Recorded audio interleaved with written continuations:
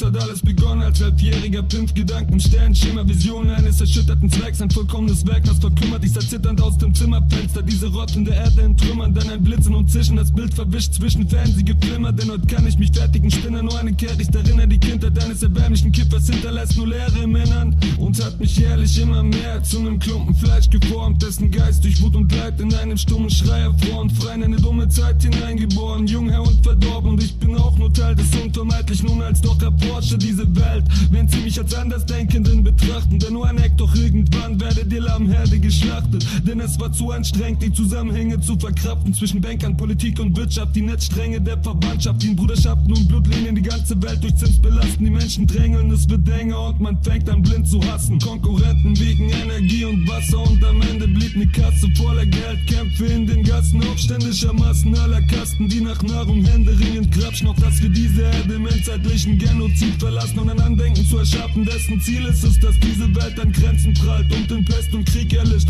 weil dort draußen niemand sitzt, der Perspektiven schickt, sondern jemand, der gern sieht, wie man kriecht und sich im Dreck zufrieden gibt. Du siehst das Ziel im Paradies, verstrickt dich definitiv nicht, der dein pädophiler Priester zwar von Nächstenliebe spricht, doch damit der Ekel nicht ans Licht kommt, seinen Nächsten niedersticht, während Regierungschefs in Zirkeln von Verschwiegenen durch delegierte Intrigen spinnen und diese dann in neuen Statuten von Werten instand setzen, wird die Jugend mit Brand setzen, Richtung Behörden und Amt hetzen, währenddessen liefert Monsanto gegen Fente das Saatgut zur Ernte Dankfesten und Nestle plündert weiter Bedarf armer Menschen in fernen Landflecken, verkauft uns deren Wasservorräte als Wert in schweren Pfandkästen, denn kein Mensch kann gegen deren Starenwelt da ankämpfen, mit Kontakten zu amerikanischen Spionagebasen am Kampfkräften und naziartigen Kampflästen in machttragenden Amtsplätzen, den Abelskandal egal sind, doch man kann den Obama mal ansprechen, Privatsphäre ist Vergangenheit, den NSA zählt zu den Stammgästen auf allen Anlässen, doch ihr bleibt friedlich daheim untervertraut, mal ist der implantierte RFID-Chip unter der Haut und ein paar wenige Wiesel wie Radieschen untergetaucht, doch der Widerstand bleibt schließlich ein Haufen, ein plusloser Clown, du bist kein Krieger und kannst wieder zu Kuschelrock-Sounds,